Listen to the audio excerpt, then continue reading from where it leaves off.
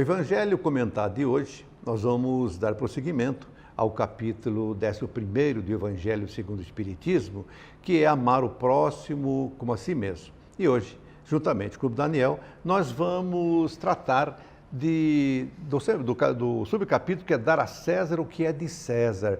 Vamos procurar trazer em palavras simples, para que a gente possa compreender melhor o que Jesus quis dizer com isso. Ô Daniel, qual o verdadeiro sentido dessa colocação? Dai a César o que é de César, na visão do Espiritismo. Essa passagem em que Jesus é indagado por aqueles que foram enviados pelos cobradores de impostos, pelos publicanos e tudo mais, a fim de tentá-lo para que eventualmente ele caísse numa contradição contra exatamente o jugo romano que impunha pesados impostos para o povo judeu. E ele diz, dai a César o que é de César, né, a partir da apresentação da moeda denário daquela época. Cunhada imagem de César. Exatamente. Possuía a efígie de César num dos lados, né? O dai a César o que é de César, César para nós é o mundo. Porque na época do Império Romano, que dominava aquilo que era entendido como a terra, né, dada a extensão de dominação do Império Romano sobre imensos territórios e povos, dava a impressão de que o mundo era exatamente o domínio de César, o grande imperador romano. Então, dai a César o que é de César, Jesus está dizendo assim, dai ao mundo o que é do mundo. Se devemos impostos por conta da lei civil que nos impõe o recolhimento de impostos, devemos honrar a lei civil. Se devemos à sociedade posturas, a sociedade deve ser honrada com as nossas posturas. Se precisamos dar atenção às instituições, às organizações, né, a toda a postura pública que regula a relação as normas, né, com o cidadão, é nosso dever exatamente darmos a nossa contribuição. Então, Jesus nos situa no campo existencial como seres sociais. Jesus inaugura uma fase do pensamento social muito importante.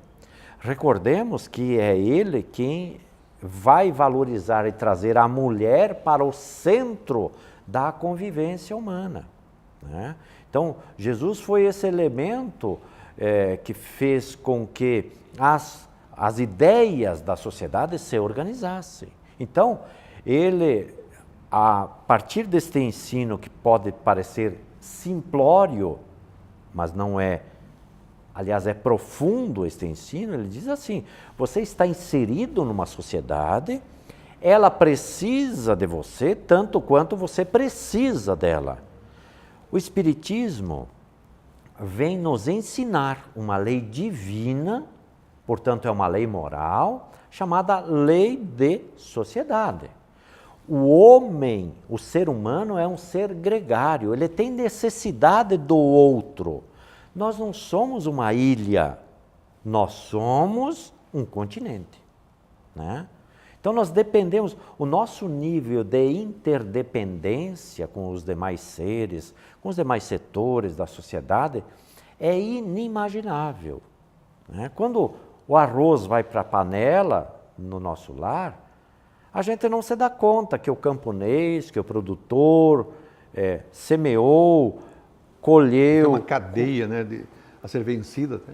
Imagina só como é isso, né? Quer dizer, o arroz nós não vamos encontrar na prateleira, entende, do supermercado, porque ele nasceu ali, ele foi plantado ali, não. Há todo um processo. Então, essa necessidade da sociedade é um elemento que dinamiza as nossas próprias possibilidades existenciais. Então Jesus diz assim, dai a César, ao mundo, nessa referência que César pode figurar como uma definição de mundo, dai a César o que é de César.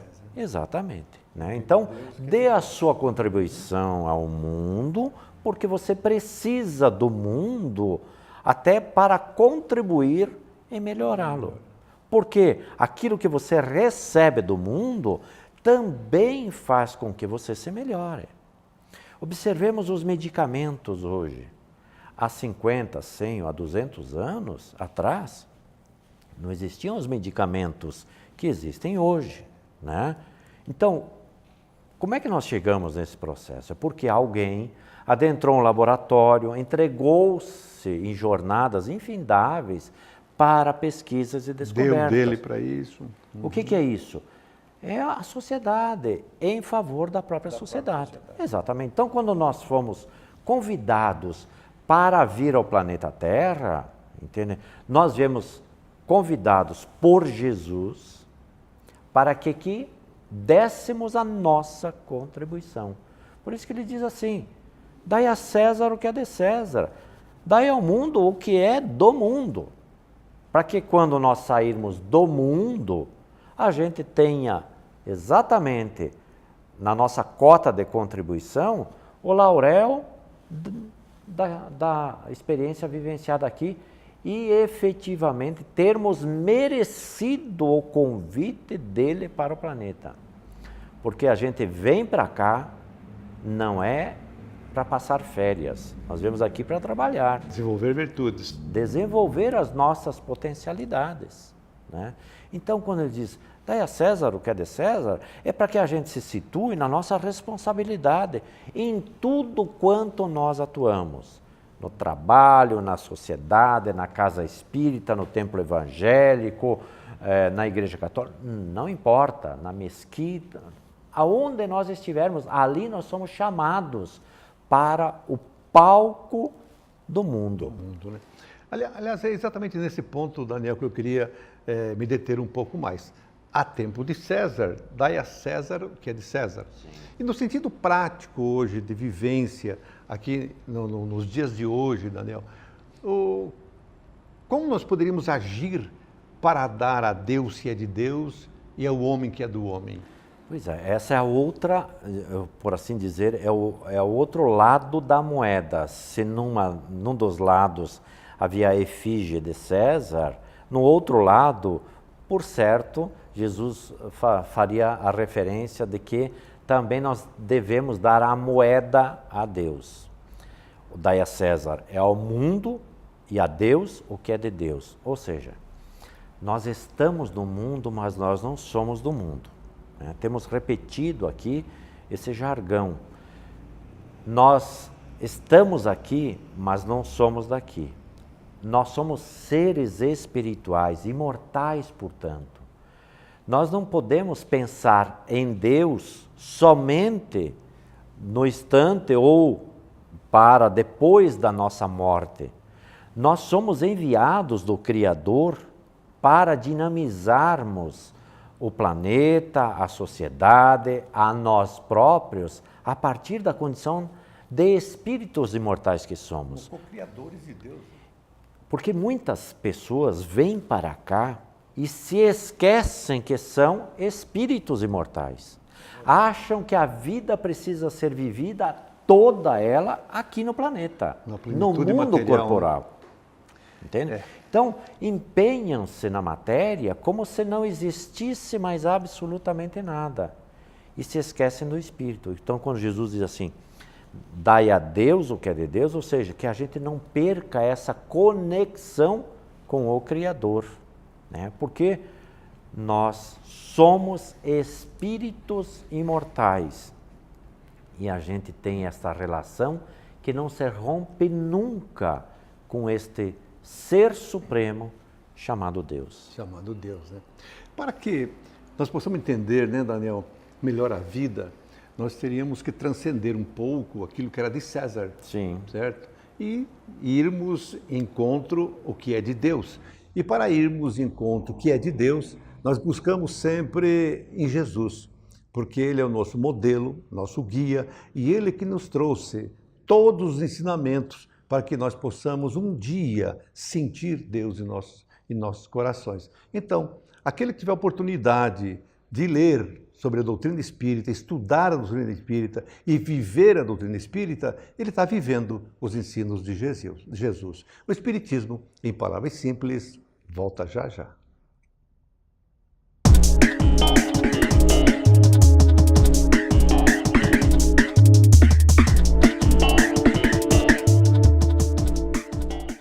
Olá, bem-vindo ao quadro Espírito Jovem.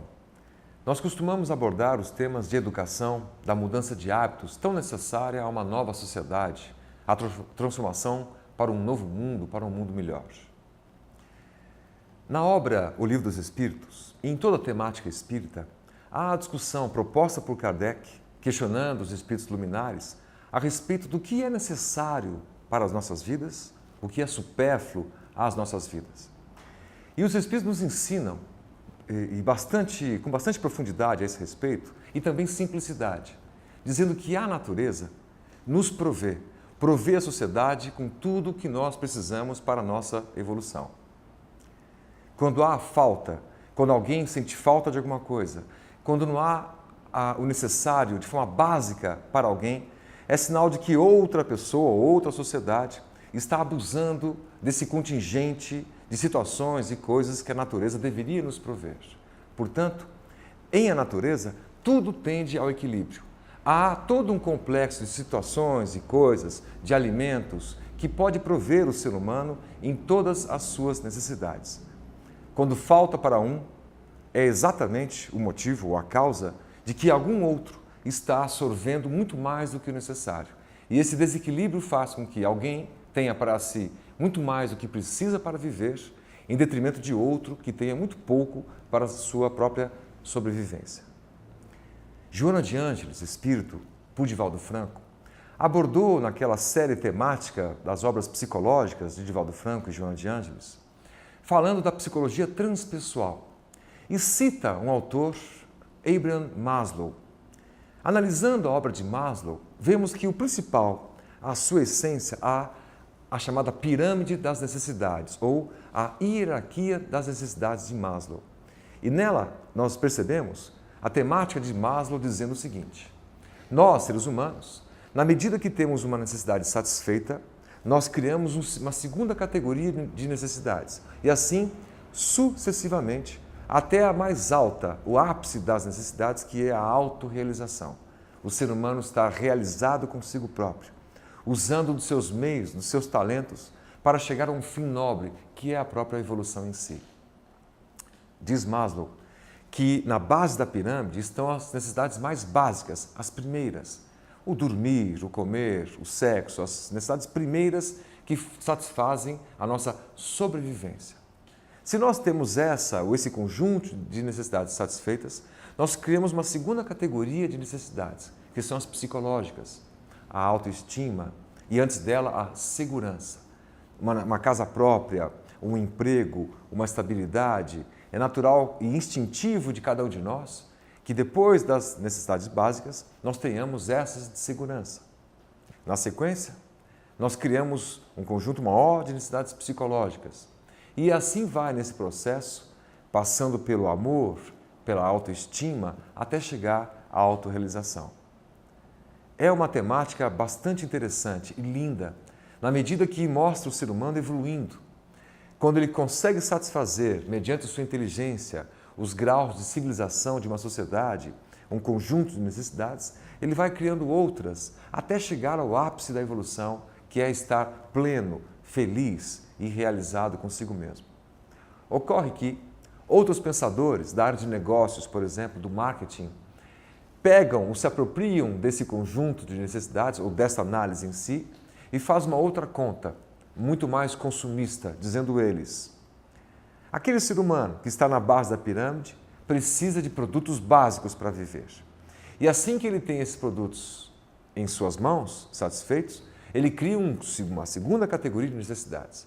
E assim ele quer comprar a casa própria, não é isso? Com o novo emprego que ele quer comprar um carrinho. E é muito comum as pessoas dizerem, até nas suas orações: Senhor, me ajuda a comprar um carro, pode ser usado, um carrinho simples, antigo, mas eu consigo evitar assim o ônibus, os coletivos. o tempo passa, ele consegue comprar o tal carro usado. E o pessoal do marketing de olho nesse consumidor, sabendo que assim que ele compra o carro usado, tempo depois ele vai sonhar com um carro mais novo, mais potente e mais poderoso, se apropriando da lógica de Maslow, mas de forma enviesada. A proposta de Maslow não era uma evolução ou uma hierarquia de necessidades materiais, e sim começam materiais porque têm ligação com a sobrevivência, mas o alcance final, o objetivo final, são as necessidades espirituais ou psicológicas, como a autorrealização, por exemplo. O pessoal de marketing, de olho nesse consumidor, sabe que aquela pessoa vai torcer e fazer de tudo para comprar um carro novo. E a pessoa até diz nas suas preces: ô senhor, esse carro está tão usado, né, causa tantos problemas, me dá uma ajuda aqui para eu comprar um carro zero. Pode ser um carro muito simples, básico, desde que seja novo. O tempo passa, ele consegue o carro básico e novo. O tempo continua passando. Mas aquele carro novo, porém básico, já o insulta. Ele diz: meus amigos têm carro com ar-condicionado, com vidros elétricos, com alarmes, com acessórios diversos, com ar-condicionado para suportar o calor e as temperaturas. E eu aqui sofrendo nesse carro, eu mereço mais. E a pessoa luta para acumular bens materiais ou somas materiais para trocar de carro. Veja, não há erro em nós buscarmos o melhor para nós. Mas se o foco da nossa vida é trocar produtos por outros melhores, apenas para satisfazer o nosso conforto, em detrimento de pessoas à nossa volta que não têm sequer o básico, há um desequilíbrio em nossas vidas, na vida das comunidades e na vida da sociedade em si. As empresas, sabendo disso, acabam influenciando pela propaganda, pela mídia, a que nós troquemos de carro todos os anos, se possível, a que um carro que saia com um acessório um pouco melhor do que o anterior e a gente fica ali ligado nisso ou concentrado apenas em obter isso, em obter, em ter, a busca pelo ter, a busca por maiores necessidades. E nós ficamos entre o limite entre o necessário e o supérfluo. O Espírito Emmanuel, na obra Consolador, nos esclarece a esse respeito. Vamos pedir permissão para uma leitura rápida.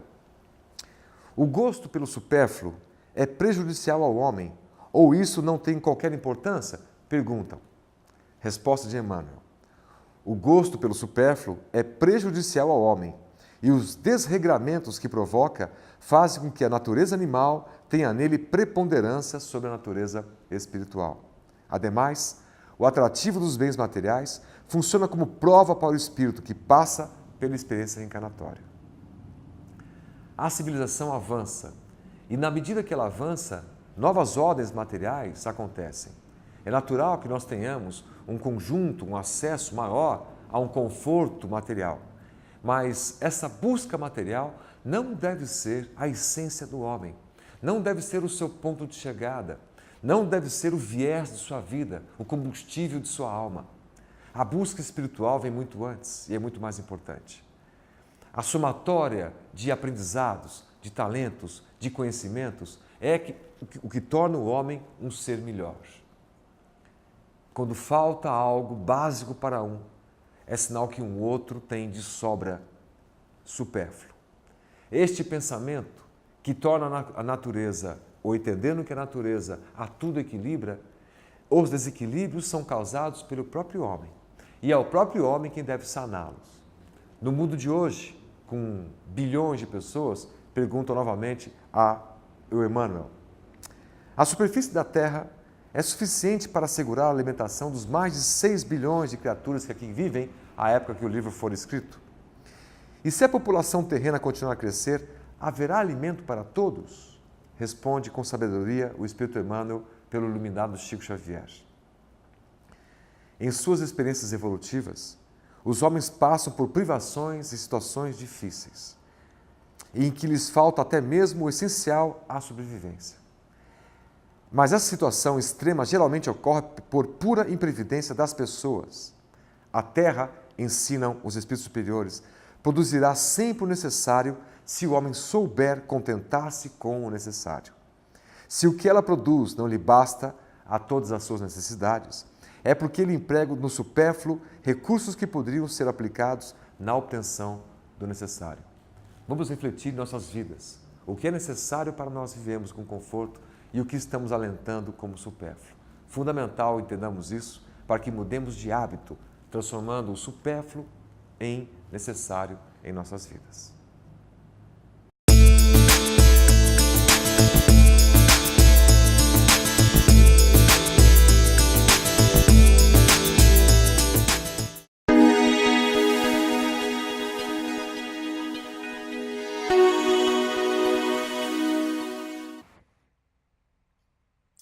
Olá, amigos. Nosso fraternal abraço, nosso carinho, nossas rogativas a Deus por todos nós. Nós estamos nesse quadro consolador construindo algum entendimento sobre o materialismo, o egoísmo, a transitoriedade da vida, a nossa essência, a construção do ser. E nós gostaríamos, dentro dessa proposta do próprio egoísmo, voltarmos ao nosso pensamento, principalmente uma construção muito bela que Jesus nos ensinou, um dos seus exemplos maravilhosos, em que ele nos apontou até mesmo na sua cruz. Quando falamos assim nos dói pela nossa infantilidade, né? Pela nossa, nossa constituição ainda arraigada no mal, porque temos o bem dentro da gente, mas ainda temos muito mal dentro da gente. E Jesus nos disse para perdoarmos. E aí nós falávamos de egoísmo, falávamos das suas raízes, da sua constituição, e agora nós buscamos falar do perdão. Mas o que tem a ver o perdão com o egoísmo? Quando nós não saímos de nós mesmos para enxergar o outro, para parar de justificar as nossas razões, quando o egoísmo nos tapa a visão, quando vemos a trave no olho do outro, ou seja, o argueiro no olho do outro e não vemos a trave no nosso, nós estamos falando de egoísmo. E a proposta do perdão, como dizíamos, Jesus até no madeiro, roga ao Pai que nos perdoasse, porque nós ainda não sabíamos o que fazíamos. Ele nos demonstra esta grande virtude, né, de esquecer de si, que é o que ele faz. Esquece da dor dele, do sofrimento dele, causado por nós, né, em situações diversas, para pensar no outro. Deixa de si para pensar no outro. E nos demonstra um amor incondicional. Esse amor demonstrado até hoje. Porque imaginemos com as nossas imperfeições, se Jesus não nos amasse, se Deus bondoso não nos amasse, como seria difícil? Quando teríamos a oportunidade de refazer os caminhos? Quantas vezes na nossa vivência nós destruímos, digamos assim, o direito do outro, a esperança do outro? De certa forma, nós causamos o mal ao outro. E assim nós também recebemos, desta forma, a mesma citação. Falávamos também, recuperando a nossa mente, da transitoriedade do mundo, mas da trajetória do Espírito. Quando nós começamos a entender que o Espírito é imortal, que nós temos uma proposta reencarnatória, que viemos para reparar as nossas deficiências, as nossas dificuldades, que fazemos escolhas equivocadas, que erramos e que muitas vezes nem percebemos pela nossa falta de visão mais holística da proposta da vida, nós vamos atropelando as situações e vamos atrapalhando, vamos colocar assim, para ser mais suave, prejudicando o nosso irmão. E muitas vezes o nosso irmão também faz isso em nossa direção. E aí, se nós entendemos isso, que cada um está num ponto de progresso e que fazemos essas escolhas e que muitas vezes são escolhas equivocadas que nós vamos precisar parar para repensar, a nossa consciência vai processar isso, vai nos apontar um arrependimento profundo e vai vir a necessidade, a nossa vontade de pedir ao Pai: Senhor, dá-me uma oportunidade. Eu errei e errei muito contra o meu próximo. Eu preciso reparar, porque não basta apenas reconhecer, é preciso refazer os caminhos, é preciso fazer o bem. Quando nós entendemos essa trajetória, nós vamos compreender a necessidade do perdão. Porque, afinal de contas, nós também estamos fazendo essa trajetória em direção ao outro, em direção à vida. Quem de nós já não errou? Atire a primeira pedra, disse Jesus, quem não tiver pecado. No sentido de que nós buscássemos analisar profundamente as nossas atitudes. Como é que é a nossa essência? E nós somos carentes desse perdão. Nós necessitamos dessa oportunidade, principalmente dessa oportunidade que Deus nos concede. Oportunidade maravilhosa, a misericórdia do Pai, que nos atinge e nos permite recomeçarmos e fazer novamente as lições. Então, dentro dessa raiz do próprio egoísmo, dos costumes que nós temos, dos hábitos que nós temos desde o princípio e que temos que fazer uma conjugação diferente, temos que começar a pensar diferente, existe aí a essência do perdão. E um espírito bondoso que tem a psicografia através de Divaldo Pereira Franco chama-se Joana de Ângeles. Vocês vão encontrar várias obras desse espírito maravilhoso, que trata também da psicologia, do psique humano. E ela vem tratando dessas essências. Então ela vem nos dizendo que muitas vezes o perdão nos parece difícil, porque às vezes nós pegamos o nível do perdão nos objetivos, na simplicidade dos equívocos, nas coisas mais fáceis. Mas a grande porta da redenção, muitas vezes, é um perdão, digamos, que alguém tirou a vida de um ente querido nosso. E aí nós fazemos essa proposta. E aí? O perdão.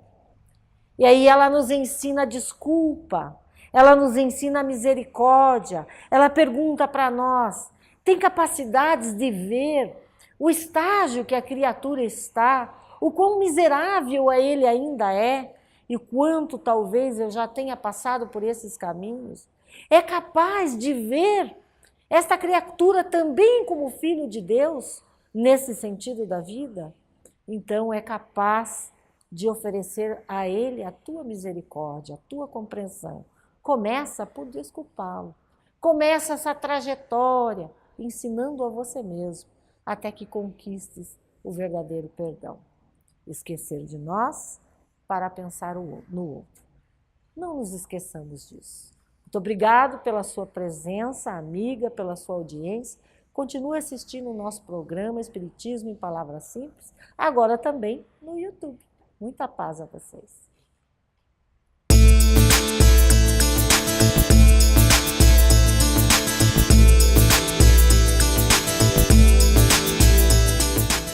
Prezado amigo telespectador, estamos de volta com o nosso quadro no entorno da mediunidade. Hoje eu quero trazer a vocês um esclarecimento e orientação daquele grande autor espiritual, Emmanuel, que esteve com Chico Xavier como seu mentor e através do Chico trouxe maravilhosa contribuição de revelação, de ensinamento, de orientação, de aconselhamento para todos nós aqui encarnados. A obra O Consolador, escrita em forma de perguntas e respostas, veio ao lume em 1940 e no seu capítulo 5º, nas questões de 382 a 411, traz o tema mediunidade. Eu vou abordar um pouco só sobre esse assunto. O conteúdo desse assunto é de grande significado, de interesse a quem quer conhecer mais o assunto. Emmanuel define a mediunidade na primeira questão do capítulo, a 382. Diz assim: a mediunidade é aquela luz que seria derramada sobre toda a carne e prometida pelo Divino Mestre aos tempos do Consolador, atualmente em curso na Terra. Veja que é uma linguagem bonita, figurada, né? É uma poesia. É aquela luz que seria derramada sobre toda a carne e prometida pelo Divino Mestre aos tempos do Consolador, atualmente em curso na Terra. Então, quando nós lembramos do Consolador, que lá João descreve quando estivéssemos maduros, quando fôssemos capazes de compreender, eles enviariam um Consolador, né? Que nós não poderíamos ver, mas ele estaria conosco e se derramaria a todos nós. Então, diríamos assim que a mediunidade foi esse veículo, né, da chegada do Consolador. E comenta ainda, na continuação dessa definição, a missão mediúnica, se tem os seus percalços e as suas lutas dolorosas, é uma das mais belas oportunidades de progresso e de redenção concedida aos seus filhos misérrimos. Veja que ele dá uma ênfase nisso. Diz ainda, sendo luz que brilha na carne, a mediunidade é atributo do espírito, patrimônio da alma imortal, elemento renovador da posição moral da criatura terrena, enriquecendo todos os seus valores no capítulo da virtude e da inteligência. Sempre que se encontre ligado aos princípios evangélicos na sua trajetória pela face do mundo. Então, a ênfase está, quando ela está ligada aos princípios evangélicos, no seu uso, na sua aplicação, ela é um capítulo de desenvolvimento da virtude, da inteligência, ela é enriquecedora. Então vamos pensar um pouco sobre esse conteúdo. Diz ele, apesar dos percalços, quem a possui na forma acentuada, ela é um instrumento de raro valor para o crescimento espiritual. Do médium, é uma oportunidade que se lhe oferece para atuar como trabalhador do Cristo na obra de regeneração do planeta, que é a fase que nós nos encontramos como trabalhadores da última hora, os espíritas, para essa atividade, os médiuns, né? Deviam pensar sobre isso, mesmo os não espíritas, que sejam médiuns. Como é que ela pode ser essa oportunidade ao médium? Por exemplo, intermediando entidades superiores, como fez o Chico, como faz Divaldo, Ivone e tantos outros, né? Quando for tarefa do médium, esse papel estiver assim previsto, trazendo luz, conforto, conhecimento, que são fundamentais ao despertamento do homem. Quanto à mensagem de luz que abre a mente, que clareia e que dá respostas ao indivíduo e faz com que ele reflita, repense, reposicione a sua atitude. Mas o médium também pode atuar de forma muito caridosa ao intermediar criaturas em sofrimento, espíritos perdidos pelo caminho, que desencarnaram, que não tinham crença na vida após a vida, ou que tinham crenças que iriam para um paraíso que não encontraram, né? Então, intermediar através desse contato anímico, que é muito material ainda, pela presença da energia vital do médium, que é humano, que tem carne, facilitando a esse espírito ainda ligado à carne, né, a ter o seu primeiro passo de luz, de esclarecimento, que muitas vezes ele não consegue perceber o nível espiritual onde ele se encontra. Ele está muito ligado e cheio de surpresa e de dificuldades. Então é uma atitude caridosa do médium atender e socorrer essas entidades. Também uma outra atitude de grande valor, que também enriquece a atividade do médium, é intermediar entidades revoltadas, vingativas e obsessores, no sentido de que eles possam receber uma orientação pela conveniente diálogo que se faz, né? Para que ele ressignifique, para que ele repense, que ele perdoe, né? Que ele busque reconciliar-se com o passado, enfim, para que ele deixe o ódio e a mágoa, né? Porque o ódio e a mágoa que se carrega no coração, estando encarnado ou não, ele é um elemento, né, que nos tira a tranquilidade. Veja você com raiva de alguém, pensando nele, você não tem sossego. Você dorme pensando em tomar uma atitude de represália, por exemplo. Você acorda pensando numa atitude, como é que eu faço para pegar esse cara? Ele vai me pagar? E se você passa para o plano espiritual, você desencarna, ou morre o seu corpo, e você não ressignificou, não perdoou, você vai para lá desse jeito, não vai ter paz, não vai ter tranquilidade.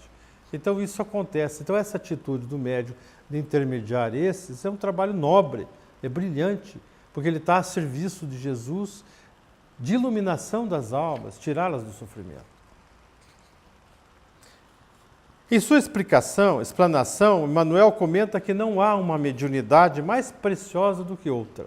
Porque alguém pode pensar, tem alguma melhor que outra? Não, o médium psicofônico, o médium defeitos físicos, que faz materialização, que faz deslocamento do objeto, ou o médium que faz prevenções e tem transfiguração brilhante como um Divaldo. Será que tem mais significado? É mais importante ou não? Emmanuel diz assim, não. Explica que qualquer campo é aberto às mais belas realizações espirituais. Né? Senão a gente diria assim, o prefeito é a única servidor importante do município e os garis que atuam na limpeza pública. Se não a fazem, olha como fica a coisa. Este bom orientador, que Emmanuel, enfatiza que a primeira necessidade do médium é evangelizar-se a si mesmo antes de se entregar a grandes tarefas doutrinárias.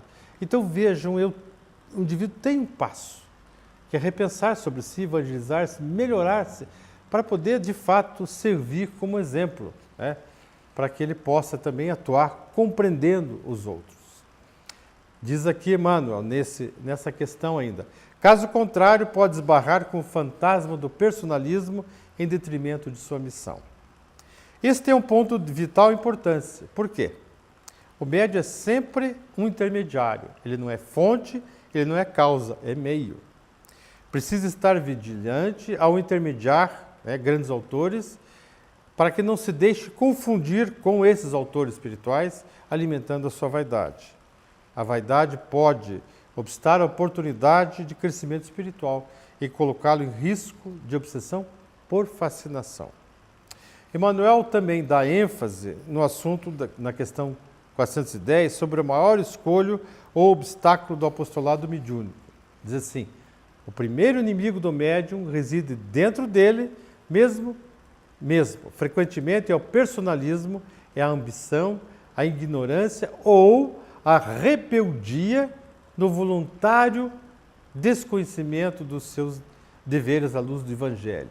Ele coloca como voluntário desconhecimento, mas o cara não quer aprender, ele fecha a mente. Fatores de inferioridade moral e não raro o conduzem, diz aqui, a invigilância, a leviandade e a confusão dos campos improdutivos. Contra esse inimigo é preciso movimentar as energias íntimas pelo estudo, pelo cultivo da humildade, pela vontade, com o melhor esforço de autoeducação, a claridade do Evangelho. Ele também fala de um segundo, dificuldade, obstáculo. Mas esse segundo obstáculo é relativo não ao ambiente externo, a outras religiões, mas sim ao ambiente interno, às próprias casas espíritas. Então, esse assunto nós vamos, numa nova oportunidade, trabalhar sobre o assunto. Convido você, meu querido irmão, a continuar, irmã, a assistir este programa, Espiritismo em Palavras Simples, todas as semanas, porque eu sempre digo, é uma escolha muito importante, de alto nível, é uma escolha inteligente. Tchau.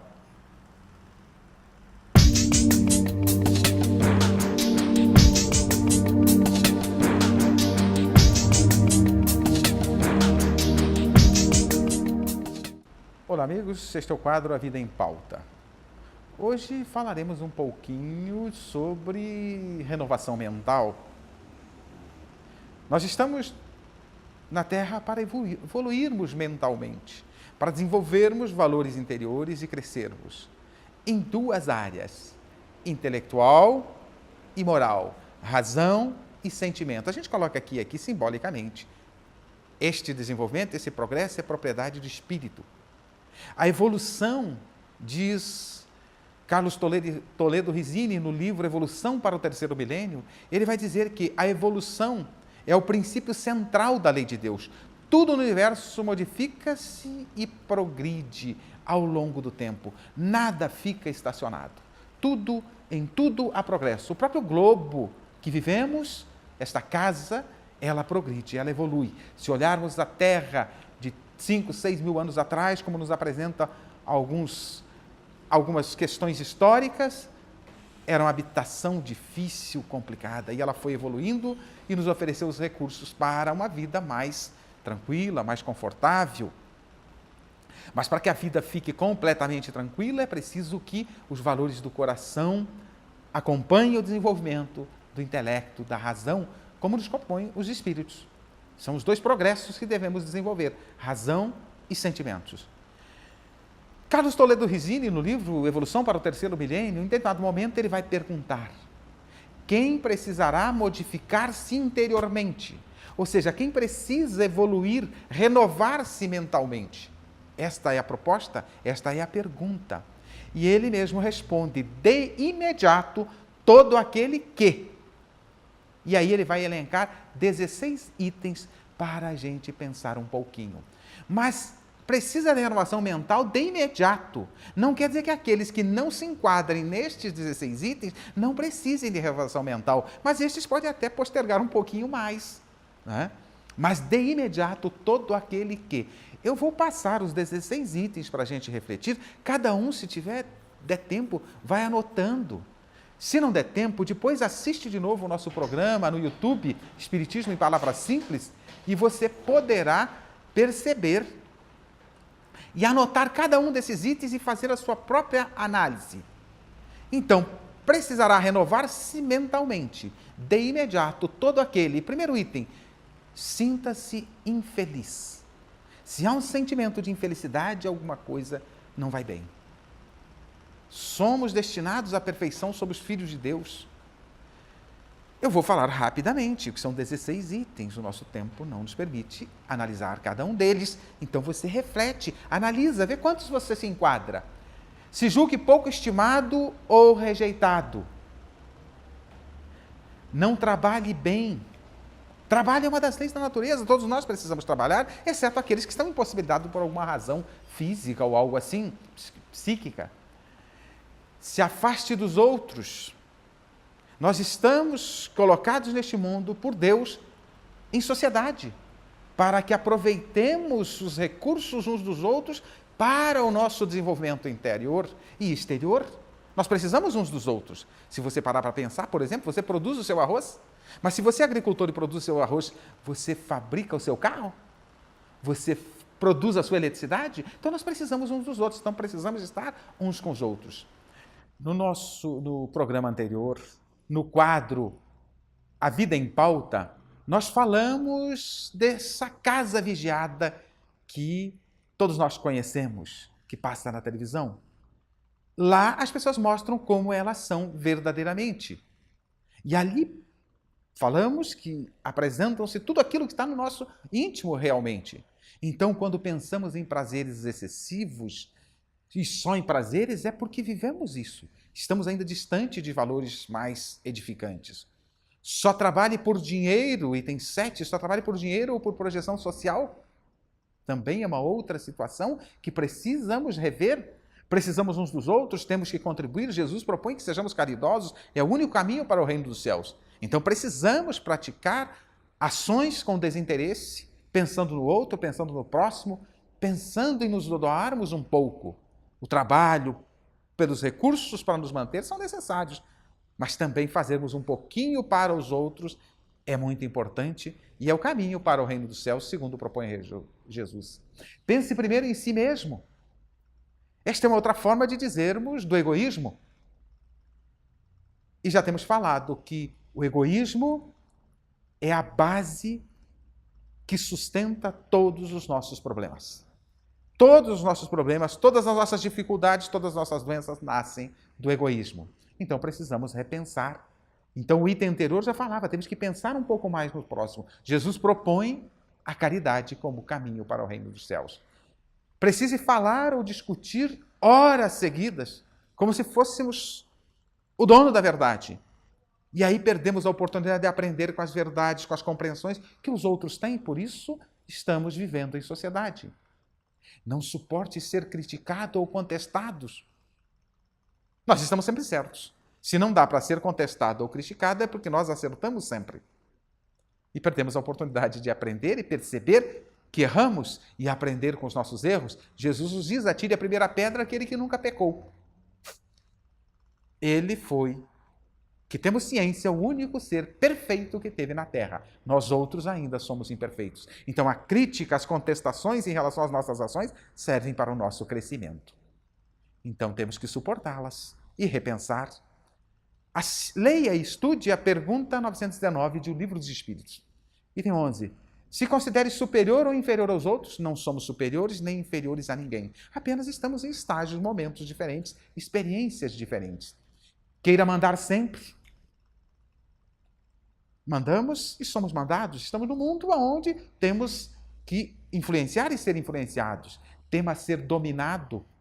Não tolere ficar só. Padeça de fobias ou inibições. Use o próximo objeto para satisfazer os desejos ou conseguir vantagens. Perceberam? Mas quem não se enquadrou nestes itens, eu acrescento mais um.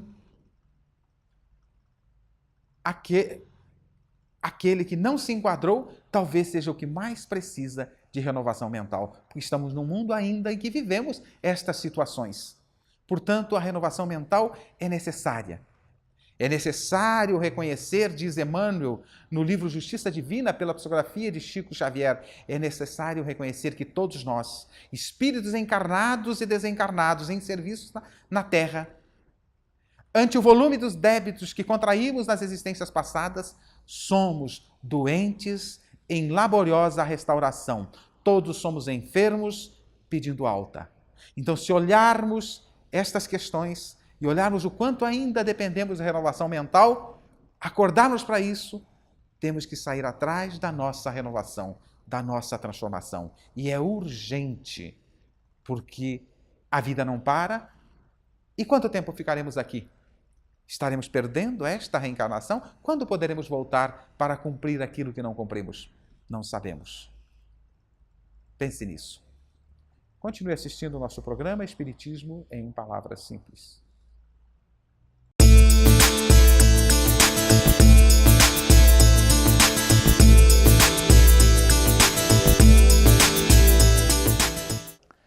Nas oportunidades anteriores, nós fizemos questão de mostrar a epopeia entre os homens de nosso Senhor Jesus Cristo. Já fizemos um conjunto de avaliações mostrando como há verdadeiramente um planejamento para as nossas vidas. Esse planejamento, obviamente, está nas mãos do Senhor, que é o governador do planeta.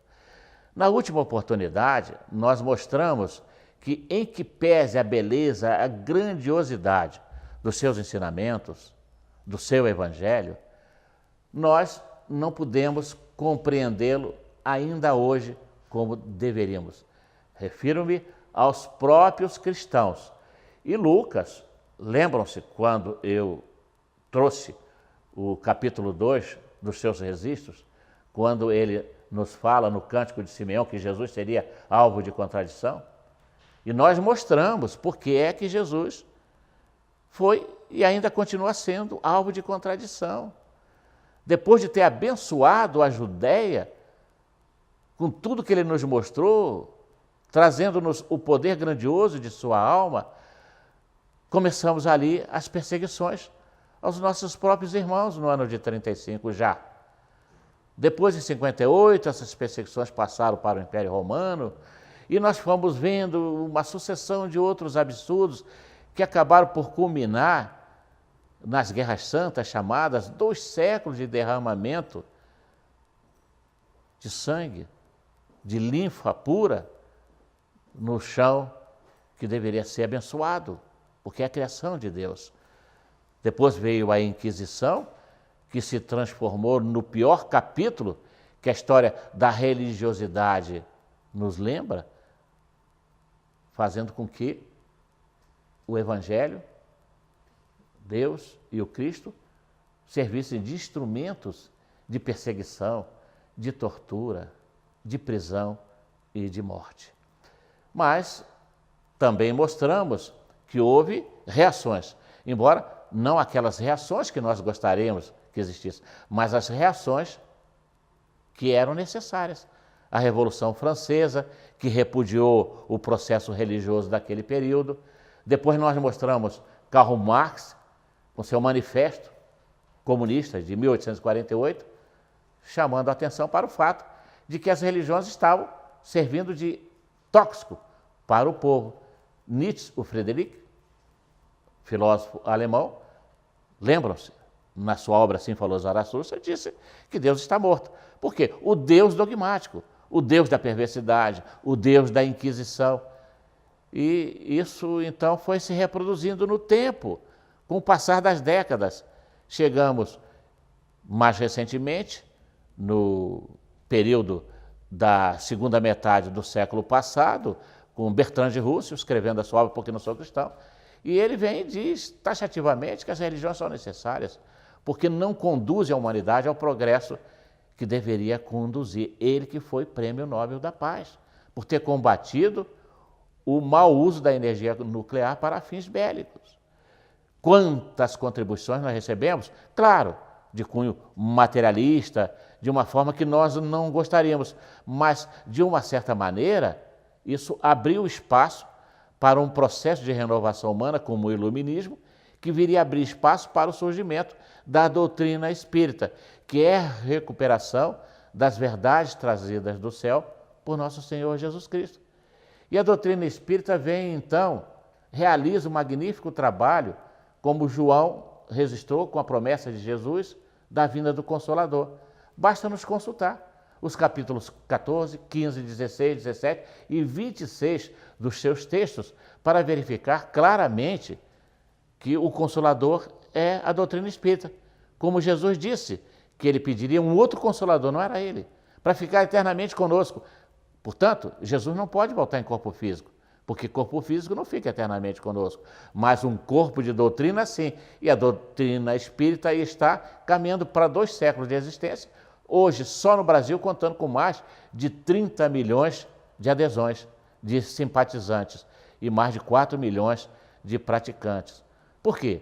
Porque hoje nós estamos respirando a longos haustos esse ar puro que Jesus nos trouxe há quase 2000 anos atrás. As lições imorredoras que ele nos passou ao coração, combatendo a hipocrisia. Lembram-se quando ele entrou triunfalmente em Jerusalém, que o povo o aplaudia? E ele então disse para a história: eles me cultuam nos lábios, me falam bem nos lábios, mas não me querem no coração. Esse mesmo povo depois apoiaria a libertação de Barrabás e apoiaria a sua crucificação. O mesmo povo que o aplaudia naquela famosa entrada de Jerusalém, que os nossos respeitáveis irmãos católicos chamam de Domingo de Ramos, foi quem, mais tarde, numa contradição absurda, pediu a sua crucificação. Por isso é que Jesus combateu a hipocrisia, como nós, os espíritas sinceros, verdadeiros seguidores do Senhor, temos que combater a hipocrisia.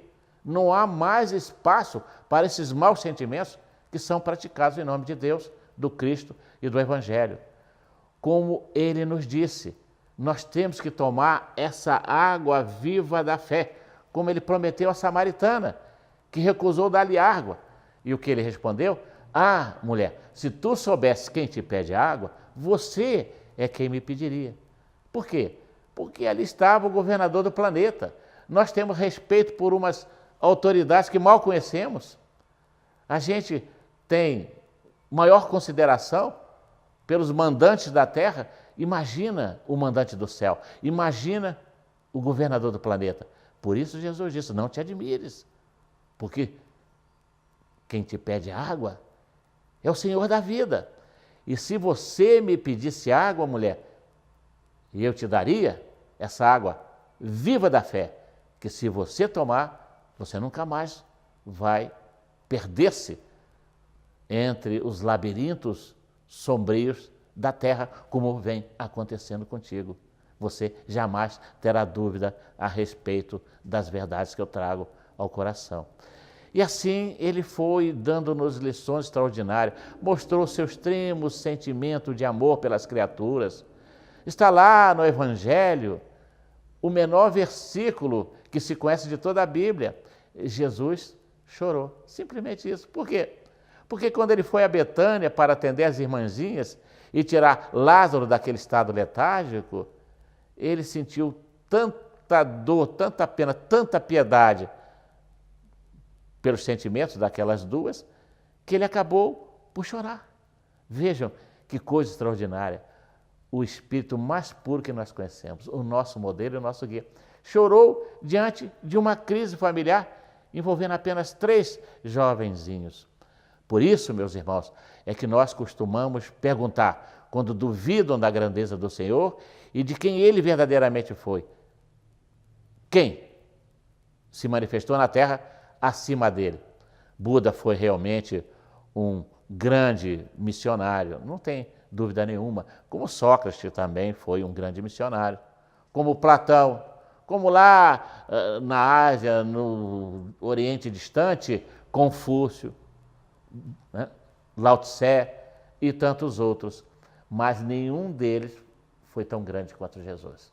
Porque Jesus desceu das planuras divinas, abandonou a cátedra da fantasia humana, da vaidade corriqueira, terrena, para abraçar-nos em nossa indigência, dar o seu ombro divino para que nós colocássemos a nossa cabeça cansada e pudéssemos chorar as nossas amarguras, solicitando dele o fardo leve do seu imenso amor. Jesus conviveu diretamente com a dor. Foi o que ele disse e foi o que ele fez. Eu não vim para os sãos, eu vim para os doentes. E verdadeiramente ele conviveu mais com os doentes, dando-nos o remédio. Não o remédio para o corpo transitório, mas o remédio para a alma imortal, para que nós pudéssemos entrar o mais rapidamente possível na posse desses valores que vão granjear para nós a verdadeira felicidade, a verdadeira paz, a verdadeira alegria. Mas ele foi recusado. Por isso é que ele então respondeu àquelas pobres coitadas daquele período: não choreis por mim, mas choreis sim por vocês e por vossos filhos, pelos tempos difíceis que virão. Esses tempos difíceis aí estão. Daí a importância de voltarmos o mais rapidamente possível os nossos corações, os nossos anseios para os sagrados mandamentos do seu Evangelho.